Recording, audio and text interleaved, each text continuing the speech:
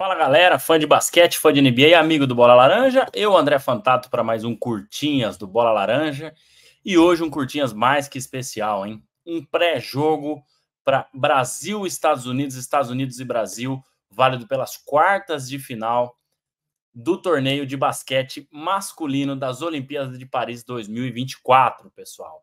A parada não é nada fácil para o Brasil. O Brasil já jogou contra os Estados Unidos 9 vezes em Olimpíadas e foram 9 derrotas, sendo a última delas na última Olimpíada do nosso maior craque brasileiro, Oscar Schmidt, né, em 1996. Então o Brasil vai ter que fazer o inédito no jogo de amanhã, às 4h30 da tarde, dia 6 de agosto, às 4h30 da tarde. Então, esse jogo entre Brasil e Estados Unidos. Lembrando a vocês que estou gravando na segunda-feira, dia 5 de agosto, no finalzinho da tarde, para falar um pouco dessa missão quase que impossível, né? Vamos dizer assim, que é uma missão praticamente impossível, mas não é impossível. No esporte, a gente sabe que, por mais que os Estados Unidos seja melhor, por mais talento que eles tenham, a gente sabe que é possível sim o Brasil ganhar, mas eu vou passar um pouquinho aqui nesse mini podcast de o que o Brasil tem que fazer para tentar pelo menos ter um jogo competitivo e quem sabe chegar no final com chance de vencer e bater os Estados Unidos pela primeira vez na história dos Jogos Olímpicos nesse confronto entre Brasil e Estados Unidos. Lembrando a você que se está aqui assistindo a esse vídeo, deixa o like e se inscreve no canal aqui do YouTube para dar aquela força para a gente. E se estiver ouvindo esse mini podcast, esse Curtinhas do Bola Laranja, no Spotify, no Google Podcast, no Apple Podcast, segue a gente também, segue o nosso podcast aí e avalia com 5 estrelas, se possível, para que os agregadores de podcast mostrem o nosso conteúdo para mais pessoas, certo? Então, pessoal, vamos lá. O jogo de amanhã, válido pelas quartas de final. O Brasil chega com uma primeira fase em que o Brasil não foi mal, tá? Acho que foram duas, se a gente olhar pelos números totais, né, 2 derrotas e 1 vitória, mas o Brasil jogou contra a França e contra a Alemanha, 2 das grandes potências aí do basquete, e venceu o Japão. E os Estados Unidos nadou de braçada, né? Os Estados Unidos venceu os 3 jogos da primeira fase, né? Venceu a Sérvia, que era um grande candidato ali no grupo, venceu o Sudão do Sul e também o Porto Rico. E, como todos sabem, nessa Olimpíada está com o time praticamente completo aí, né, dos jogadores do primeiro escalão. Veio Kevin Durant, veio LeBron James, veio Stephen Curry, aí vem depois Anthony Edwards, Devin Booker, Joel Embiid, Jason Tatum e tantos outros mais, né? Então, assim, eu acho que o ponto principal para pensar numa vitória praticamente improvável amanhã, mas não impossível, pessoal, mas improvável, é o seguinte: a primeira coisa que o Brasil tem que ficar de olho é o número de turnovers. O Brasil precisa cuidar bem da bola, o Brasil precisa cometer poucos turnovers se quiser sair vencedor da partida. Eu acho que o Brasil, em muitos momentos, nos 3 jogos da primeira fase, cometeu aí alguns turnovers que forçados, né? Bolas em que não precisava, né, ter forçado, enfim. E isso não vai poder acontecer contra o time americano, pessoal.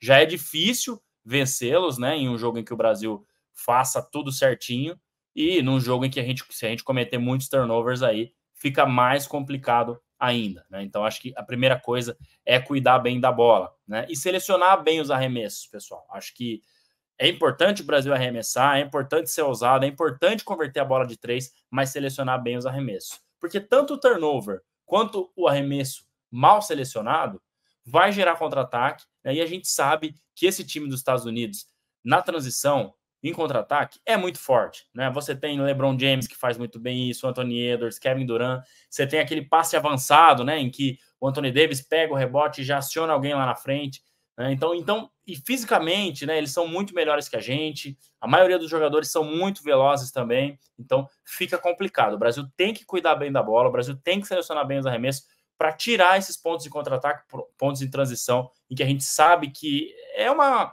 Né, é algo que acontece muito na NBA, é uma característica dos times da NBA, do basquete americano, esse jogo em transição. Então, vamos ficar de olho nisso. Já é difícil defender, né, com a defesa postada, imagina então sem estar postada. Então tem que ficar de olho nos turnovers, tem que ficar de olho na seleção de arremessos para conseguir neutralizar esse poder ofensivo e defensivo para ofensivo, né, a transição do time americano, certo? Eu acho que a gente tem que tentar manter o aproveitamento na bola de 3, o Brasil que tem melhor aproveitamento na bola de 3 aí no torneio, praticamente 45%, né? Foi muito bem, principalmente contra o Japão. No jogo de estreia também o Brasil no primeiro quarto ali acertou praticamente tudo. Então tem que tentar manter isso, tá? Eu sei que é difícil, né, mas tem que ter ousadia, né? Claro, não pode sair arremessando tudo, né, se a bola não estiver caindo, mas tem que ter ousadia. Se a gente jogar um jogo muito quadradinho ali, um jogo muito... nós não vamos vencer. É claro que a gente não pode tentar jogar de igual para igual, né, utilizando as mesmas armas deles, porque, claro, eles têm um poderio ofensivo muito maior, Stephen Curry na bola de 3, Devin Booker, LeBron James, Kevin Durant e tantos outros aí, Derek White, Jrue Holiday. Então, mas a gente tem que ser ousado também, né? Se a gente quiser vencer um jogo assim, a gente tem que fazer coisas diferentes, tem que ser ousado. E o Brasil tá bem na bola de 3. Então, né, o Benite tá muito bem na bola de 3, o Caboclo foi muito bem no último jogo, o Léo Maidon não tá tão bem assim, mas é um cara que arremessa bem de 3, Jorginho aparecer mais também. Então, isso acho que é importante a gente manter isso. E os rebotes de ataque.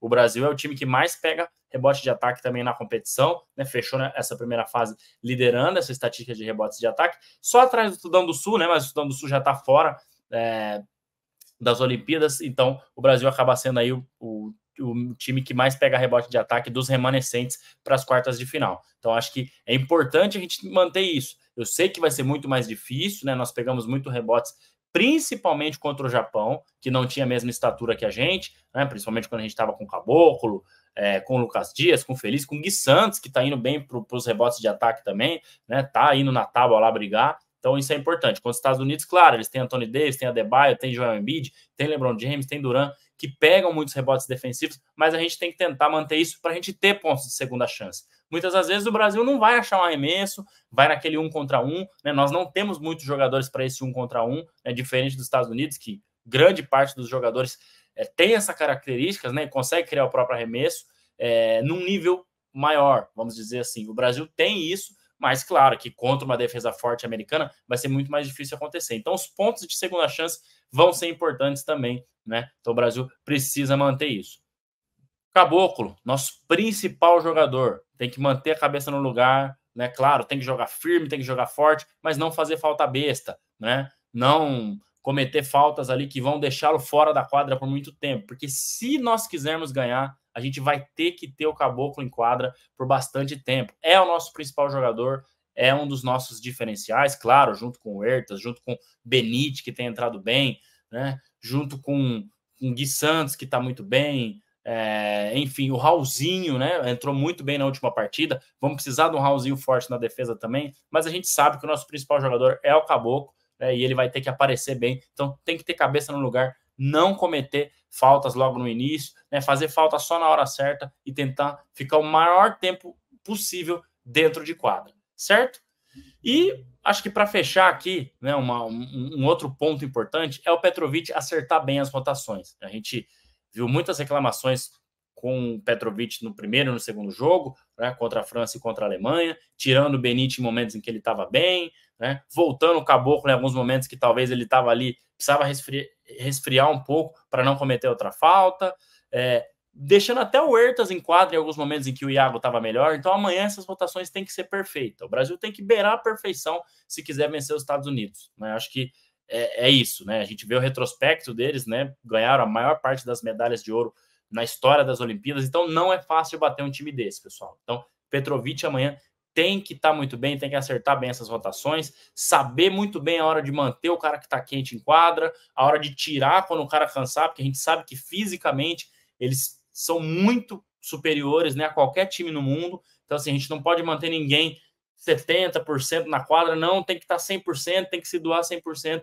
Se tiver cansado, troca, respira e volta, né? Então, Petrovic vai ter que ir muito bem junto com toda a comissão ali, splitter e tudo mais. Então, acho que esses são os pontos, né? O Brasil segurar, controlar esse ritmo, o Brasil ter uma defesa bem postada, selecionar bem o arremesso, né? Manter essa ousadia na bola de 3, usar bem o Caboclo, e o Petrovic fazer essas rotações muito bem feitas para a gente tentar sair com a vitória. Não vou pontuar aqui um jogador X, Y, Z, pessoal, é praticamente impossível, né? Se a gente neutralizar o LeBron, tem o Curry, se a gente neutralizar o Curry, tem o Durant, neutralizando o Durant, tem o Embiid, tem o Adebayo, tem o Devin Booker, tem o Anthony Edwards, é muito difícil. O Brasil tem que ser muito forte coletivamente, tá? Né, é até difícil você citar um nome americano que o Brasil precisa neutralizar, porque isso não vai funcionar legal. Então, acho que o Brasil tem que ser muito bem coletivamente, tanto na defesa quanto no ataque, se quiser sair vencedor. Toda a sorte para o time brasileiro. A gente sabe da dificuldade que vai ser. A gente sabe que se perder, vai ser perder para o campeão, mas também é aquilo. Se a gente conseguir vencer, é uma vitória para entrar para os livros de história do esporte aí, porque o time americano foi poucas vezes batido durante as Olimpíadas, só 6 derrotas, tá? A gente colocou essa curiosidade no nosso último episódio do nosso podcast. Então, queria trazer esses números aqui para vocês, certo? Se você gostou desse vídeo, deixa o like, se inscreve aqui no canal.